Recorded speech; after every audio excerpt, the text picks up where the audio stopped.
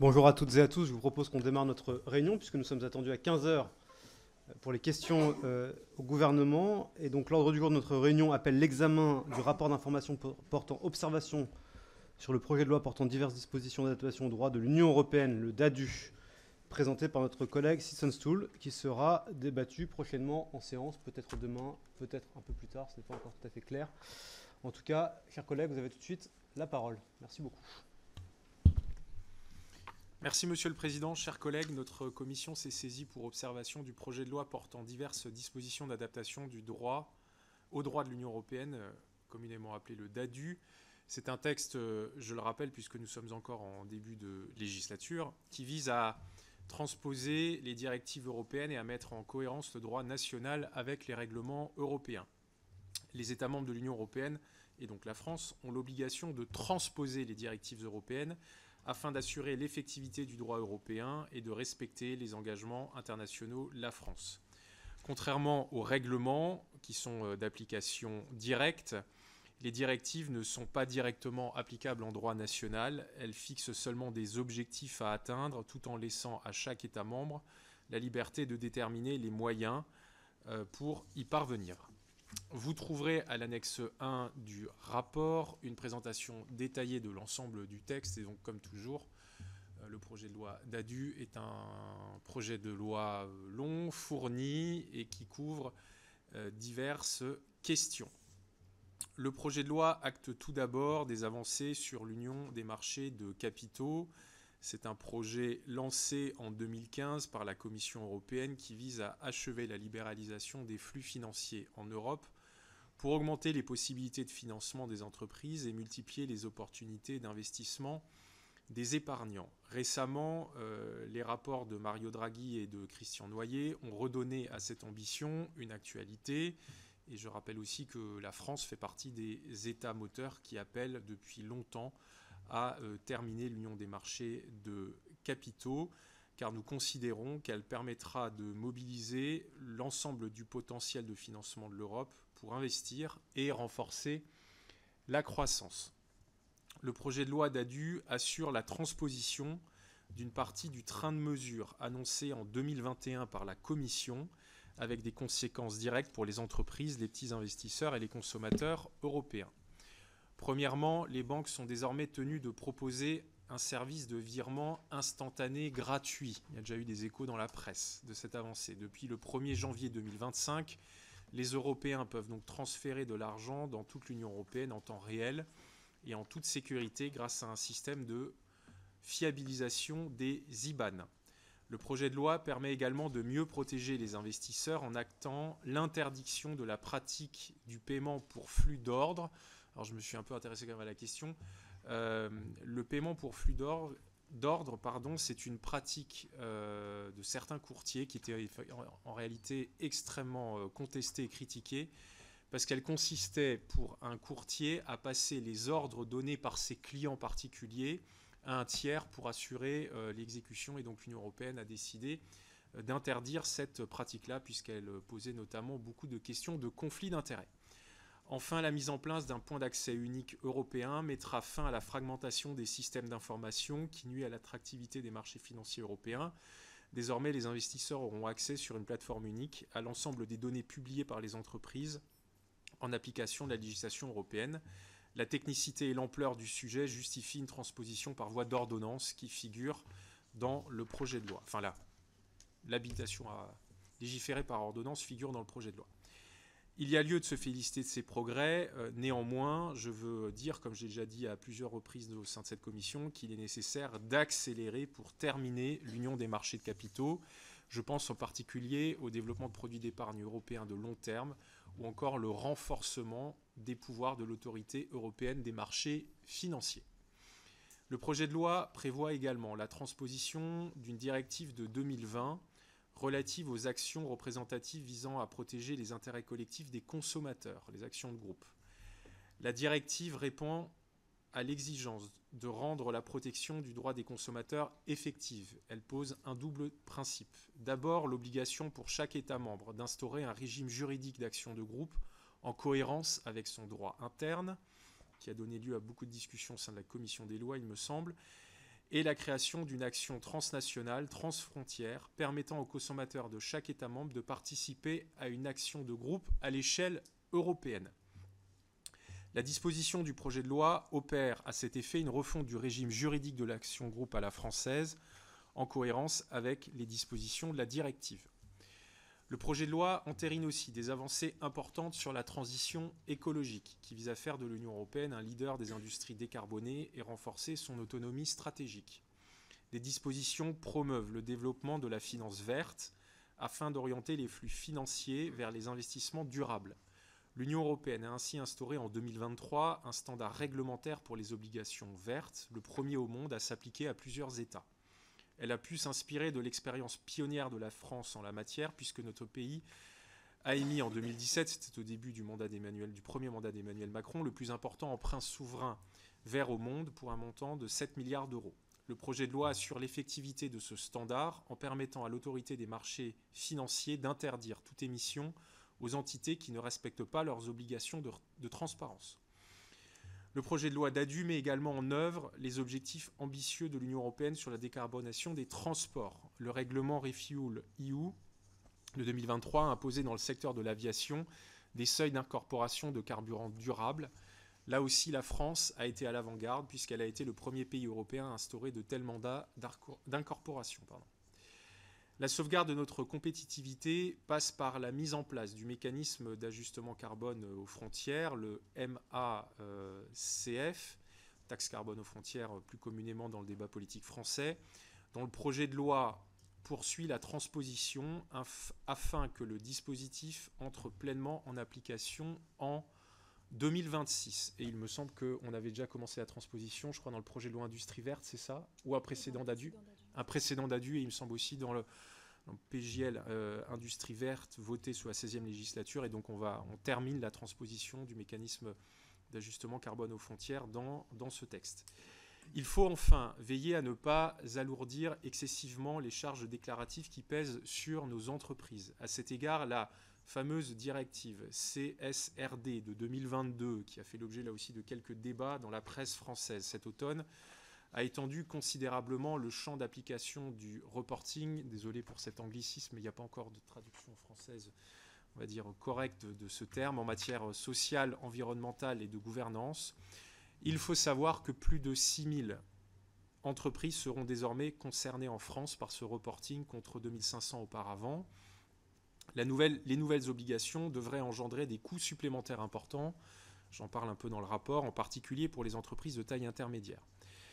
Alors, le projet de loi revient en réalité sur certaines surtranspositions de cette CSRD qui avait été faite par voie d'ordonnance, c'est ça, par le gouvernement, en vue d'alléger la charge pour les entreprises.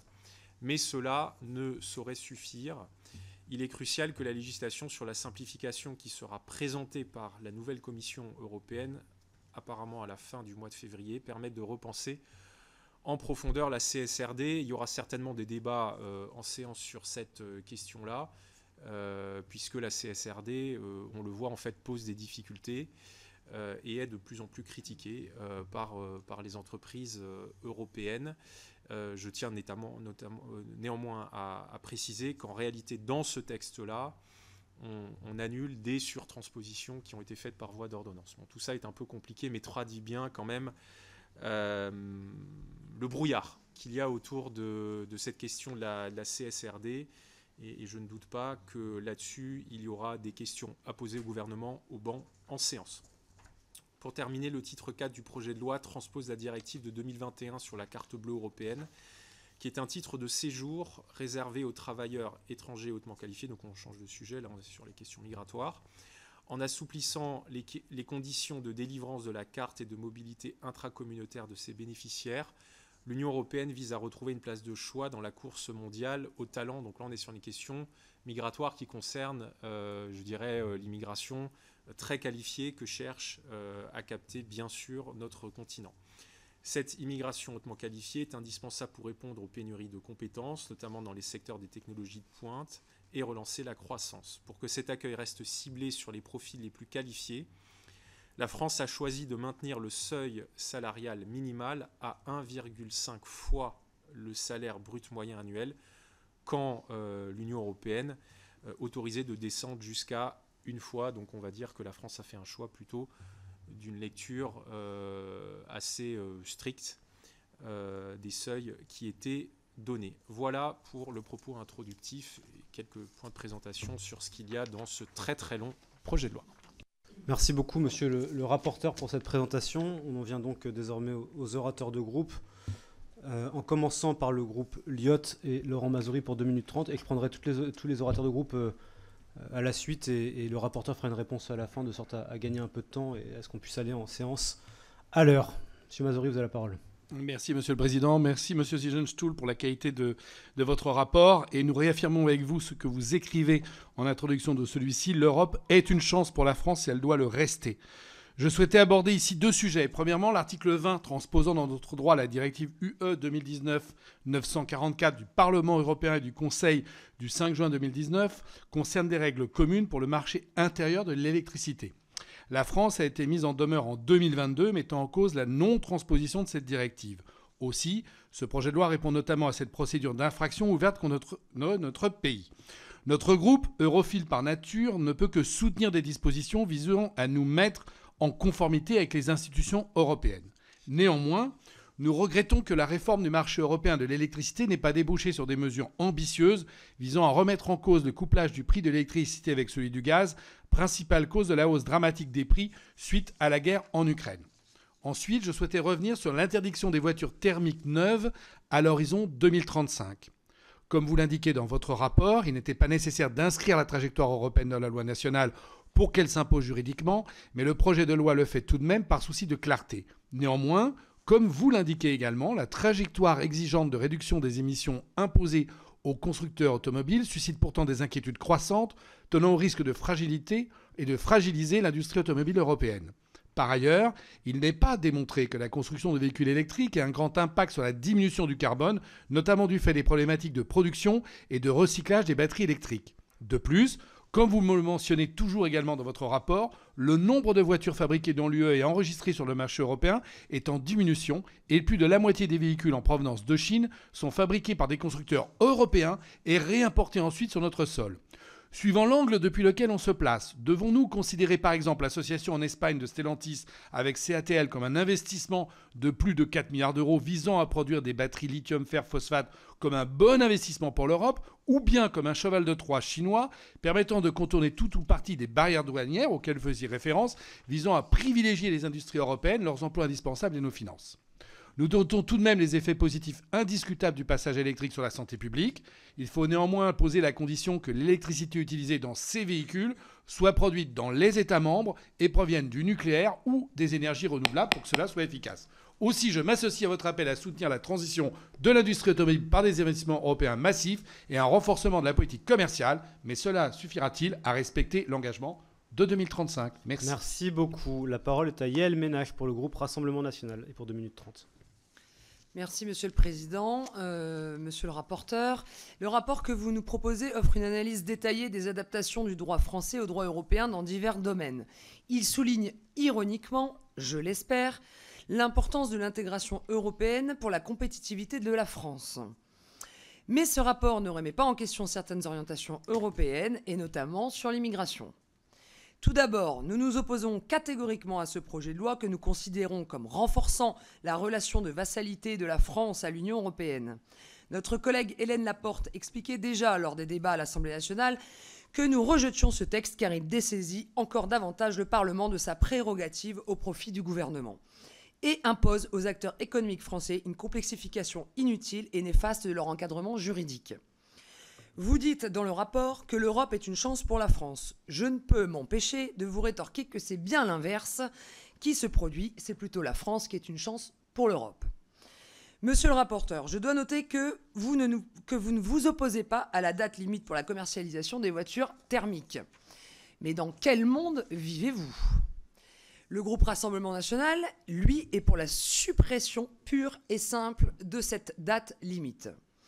Aussi, vous recommandez de poursuivre les efforts en faveur de l'intégration des marchés de capitaux européens, ainsi que de soutenir la transition de l'industrie automobile par des investissements européens et un renforcement de la politique commerciale, par des investissements européens et un renforcement de la politique commerciale, alors qu'au contraire, les députés du Rassemblement national et moi-même souhaitons autoriser une priorité nationale dans l'attribution de marchés publics. Bien entendu, nous souhaitons un retour des contrôles aux frontières nationales françaises et nous ne pouvons pas accepter l'assouplissement des conditions de délivrance de la carte bleue européenne. Cela se justifie par le fait que la directive concernée s'inscrit dans une logique d'immigration de travail à rebours des efforts qui doivent être entrepris au profit des nationaux. Je vous remercie. Merci beaucoup. La parole est à Constance Le Grip pour le groupe Ensemble pour la République et pour 2 minutes 30. Merci Monsieur le Président, Monsieur le rapporteur, mes chers collègues. J'ai souhaité, moi également, rappeler la phrase que vous mettez en exergue de votre rapport d'information, chers collègues, et qui clôt votre introduction, à savoir que l'Europe est une chance pour la France et que la France, membre fondateur de l'Union européenne et toujours acteur majeur du projet européen, doit prendre toute sa place et continuer à prendre toute sa place dans la construction et le renforcement de notre projet européen commun. Je vous remercie, chers collègues, pour la précision et la densité de votre rapport d'information qui analyse avec rigueur et exhaustivité tous les enjeux du projet de loi dit DADU. Et votre travail permet de mettre en lumière un certain nombre de dispositifs essentiels pour renforcer notre compétitivité économique et partant notre souveraineté. Et je vais peut-être revenir rapidement sur 2 ou 3 de ces points parce que, effectivement, votre rapport est très exhaustif, mais droit bancaire, monétaire, financier, transition écologique, transport et infrastructure, santé, conditions d'entrée et de séjour des étrangers dans l'Union européenne, le champ de ce DADU est très vaste. L'un des points centraux, me semble-t-il, qu'il faut souligner est la mise en œuvre du point d'accès unique européen, dit ESAP, une mesure qui avait été portée d'ailleurs sous présidence française, et le projet de loi vise à donner une habilitation au gouvernement pour prendre par voie d'ordonnance les mesures de transposition concrètes. Cet outil centralisera les données financières et extra-financières des entreprises sur une plateforme unique, accessible gratuitement et permettra ainsi de surmonter la fragmentation de nos systèmes nationaux, fragmentation qui limite la compétitivité et surtout l'attractivité des marchés de capitaux européens et freine les investissements. Il y a donc, avec la mise en place de ce point d'accès unique européen, une étape importante pour l'approfondissement de l'union des marchés de capitaux. Vous avez abondamment souligné tout ce que nous avons à attendre et de cette étape essentielle et de la nécessaire union des marchés de capitaux. Sur la question de l'immigration économique, moi je tiens également à mettre en avant la révision de la carte bleue européenne, qui est un instrument absolument essentiel pour drainer les profils compétents, très hautement qualifiés, une immigration de travail, une immigration hautement qualifiée, c'est ce dont nous avons besoin en France comme sur notre continent européen. Je vous remercie, Monsieur le Président. Merci beaucoup. Nous en avons fini avec les orateurs de groupe, à moins que Pascal Lecamp veuille s'exprimer pour le MoDem, puisque vous le souhaitez. Vous avez 2 minutes 30 au titre du MoDem. Je vais essayer d'aller vite. Merci, Monsieur le Président, Monsieur le rapporteur, chers collègues. Tout d'abord, je souhaiterais remercier Monsieur le rapporteur pour ce rapport d'information qui expose les observations sur le projet de loi portant sur diverses dispositions d'adaptation au droit de l'Union européenne en matière économique, financière, environnementale, énergétique, de transport, de santé et de circulation des personnes.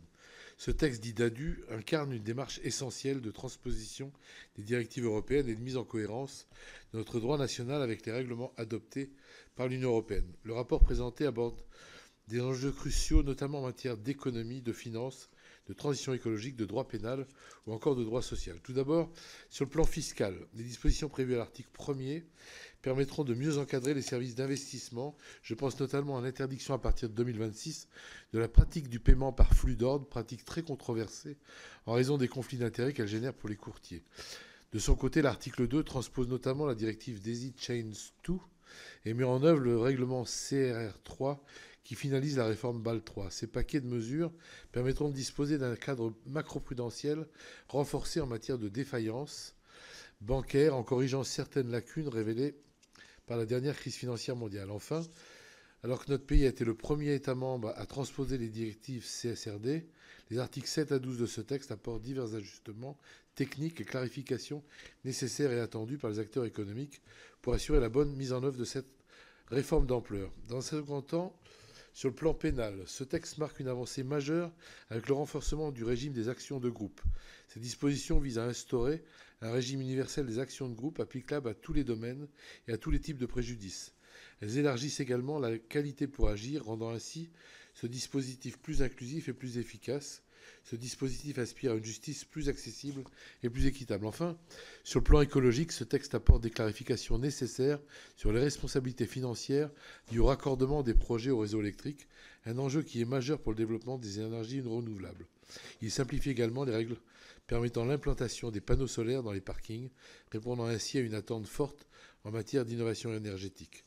Des adaptations de nos dispositifs de protection environnementale afin de concilier le développement des énergies renouvelables et préservation de la biodiversité illustrent notre volonté de bâtir un modèle énergétique respectueux de l'environnement. Cependant, ces efforts ne se limitent pas à l'énergie. Le texte favorise également l'intégration des normes dans différents domaines.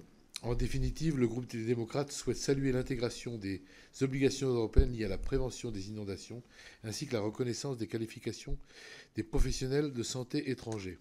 Ce projet de loi porte une ambition plus large, renforcer l'efficacité de la construction européenne et favoriser une convergence accrue entre les États membres.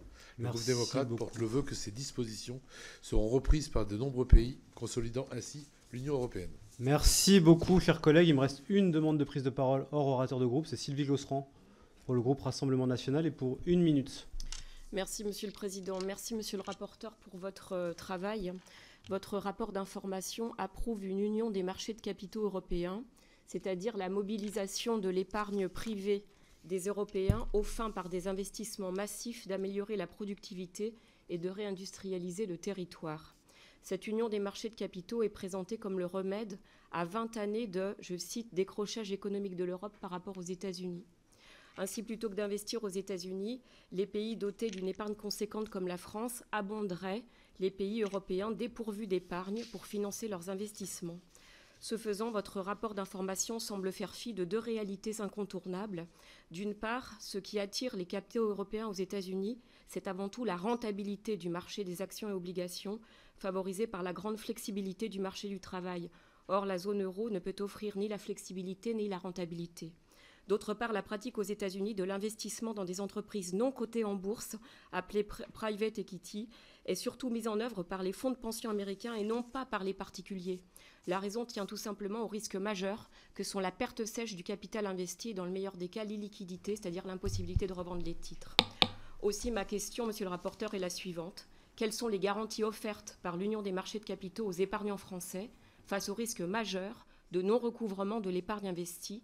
Quelles seront les retombées économiques concrètes pour la France à ne plus recycler l'épargne du livret A pour exporter les capitaux vers des périphéries européennes? Merci. Merci, Madame la députée. Merci beaucoup. Monsieur le rapporteur.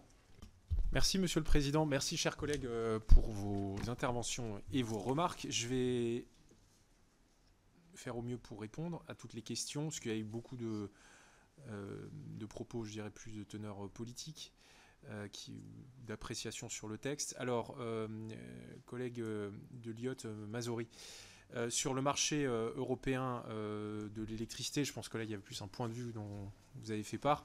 J'en précise juste quand même, sur la question du marché européen de l'électricité, là aussi dont on parle beaucoup depuis 2 ans, parce qu'il y avait eu cet hiver-là où il y avait eu les pénuries, quand même marteler le fait que maintenant, nous avons des records d'exportation d'électricité en France.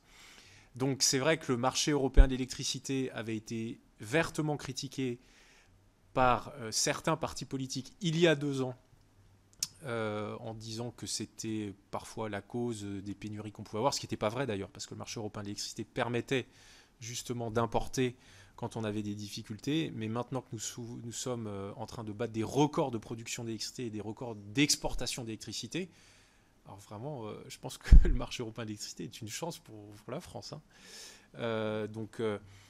Voilà, ça c'était juste ce que je voulais dire sur cette question. Sur votre question précise liée à l'objectif 2035 sur les voitures thermiques. Alors, en fait, l'objectif... Pourquoi est-ce que le DADU, et je crois que c'était aussi une intervention de notre collègue Ménaché sur l'objectif 2035 sur les voitures thermiques, pourquoi est-ce qu'il figure dans le DADU? Parce qu'en réalité, il y a déjà un objectif qui figure dans la législation française. La loi d'orientation des mobilités de 2019 avait fixé l'objectif 2040. Et donc, on considère en législation française qu'à partir du moment où il y a ensuite un objectif fixé par la directive, hein, qui donc dans la hiérarchie des normes est au-dessus, et ben pour être cohérent, on ne peut pas avoir une directive qui fixe un objectif à 2035, directive postérieure, alors qu'on a une législation nationale datant de 2019 où il y avait un objectif qui était à 2040. Donc en fait, on fait cette correction. Mais si, en 2019, la loi d'orientation des mobilités n'avait pas inscrit dans la loi française cet objectif 2040, en fait, on aurait pu s'en passer dans le DADU. Voilà. Donc, il y a... Et votre raisonnement était juste, que vous avez dit, je crois, Madame Ménaché, c'est-à-dire qu'il n'y a pas nécessairement d'obligation de le faire figurer, mais à partir du moment en fait, où on l'a déjà fait, nous, avant, eh ben, il semble cohérent d'inscrire 2035. Ensuite, sur votre intervention, Yael Ménaché, bon, sur la question de l'Europe, on est... voilà, on ne pense pas la même chose. Hein. Il y a 180 degrés vraiment qui nous séparent. C'est comme ça, c'est la vie, c'est pas grave. Donc on ne va pas faire un grand... Je peux vous le dire aussi. On ne va pas faire un grand débat sur l'Europe maintenant. Je pense qu'on le fera en hémicycle. Je veux néanmoins vous dire, parce que je sais que ça fait partie des éléments langage traditionnel au Rassemblement national, dès qu'on parle des sujets européens, il n'y a pas de relation de vassalité entre la France et l'Union européenne. Voilà. Donc c'est ce que vous dites, vous en êtes probablement convaincu, mais je veux rappeler, et je rappellerai toujours, et nous les pro-européens nous le rappellerons toujours, que la République française est rentrée souverainement dans les communautés économiques européennes, qui s'est transformée en Union européenne avec le traité de Maastricht, qui, je le rappelle, a été approuvé à la majorité des Français par référendum. Et que les différentes grandes étapes de la construction européenne, en France, ont été parfois soumises à référendum. Ça n'a pas été la majorité des cas, pas non plus la majorité des cas d'ailleurs dans les 27 États membres, mais elle s'est toujours faite avec des modifications de la Constitution qui ont été approuvées par le Congrès du Parlement. Donc ça a été des choix souverains de la France, donc il n'y a pas de relation de vassalité, et l'Union européenne, par les traités qui la régit, bien sûr, définit des règles, c'est un espace de droit, l'Union européenne, mais nous en sommes membres, la France en est membre, parce qu'on a fait ce choix collectif, et nous participons avec la procédure de codécision. La France a son mot à dire dans l'émission des législations européennes, puisque la France est un État membre du Conseil, et que le Conseil légifère avec le Parlement européen. Voilà, c'est ma réponse traditionnelle à votre interpellation traditionnelle. On le fera peut-être de façon un peu plus... pas véhémente, mais enflammée en hémicycle. Voilà, juste sur le retour aux frontières nationales, là aussi je ne peux pas m'empêcher de le dire. Vous êtes pour un retour des contrôles aux frontières, je le sais, et votre présidente de groupe n'a cessé de le dire aussi pendant la campagne des élections européennes. Sauf qu'au bout d'un moment, tout ça peut aussi poser des difficultés à nos entreprises. Voilà. Donc ça, je me permets à chaque fois de le dire, parce que moi, je ne connais pas beaucoup d'entreprises qui, en réalité, souhaiteraient que nous revenions à la situation d'il y a quelques décennies, où il fallait que les marchandises s'arrêtent entre la France, l'Allemagne, la France, l'Espagne, la France, la Belgique, c'est plus la Belgique, je crois, etc., etc., et que l'ouverture des marchés et l'absence... Enfin, il y a des contrôles aux frontières qui sont volants, etc., mais les contrôles systématiques aux frontières, en réalité, je pense qu'il n'y a pas beaucoup d'entreprises françaises qui auraient envie qu'on y retourne. Constance Le Grip, sur le point d'accès unique européen, l'Union des marchés de capitaux, oui, c'est une avancée importante qui donc va figurer dans ce projet de loi. Le point sur l'Union des marchés de capitaux me permet aussi de répondre à notre collègue Josserand du Rassemblement national. Quand même, dire que l'Union des marchés de capitaux, bon, c'est quelque chose de très compliqué. Je crois qu'il y a un rapport d'ailleurs, il y a une mission qui est en cours au sein de la commission, donc on aura des collègues qui dans quelques mois nous présenteront ça de façon détaillée. Mais l'objectif de l'union de marché de capitaux, c'est pas prendre de l'épargne des Français pour le donner, je ne sais pas quel pays européen. Hein. Enfin, c'est pas, franchement, n'attisez pas les peurs là-dessus. C'est pas l'Union européenne qui va ponctionner sur le livret A ou le LDDS de tout à chacun, pour qu'ensuite cet argent aille financer des projets ailleurs en Europe. C'est simplement d'unifier les législations sur les flux financiers, les flux bancaires, fonctionnement des bourses, etc. Parce que tout ça est extrêmement fragmenté. Je l'avais dit une fois ici même, c'était peut-être en réponse aussi à une de vos interpellations, je ne sais plus si c'était vous, Madame Josserand, mais c'était une élue du Rassemblement national. Il y a quand même une incohérence. Il y a quand même une très grande incohérence de l'Union à avoir construit une union douanière, ensuite une union monétaire, et de ne toujours pas avoir harmonisé le fonctionnement, en gros, de la finance, de la banque, etc. Alors, on y arrive, et la crise des dettes souveraines d'il y a une dizaine d'années a beaucoup aidé, mais on n'y est toujours pas. Et pour que les flux financiers fonctionnent bien, qu'on puisse faire des masses aussi pour lever de gros investissements, ben c'est quand même mieux là d'harmoniser. Et vous rappelez aussi, Madame Josserand, pour que là-dessus vous vraiment ne fassiez pas peur à nos concitoyens.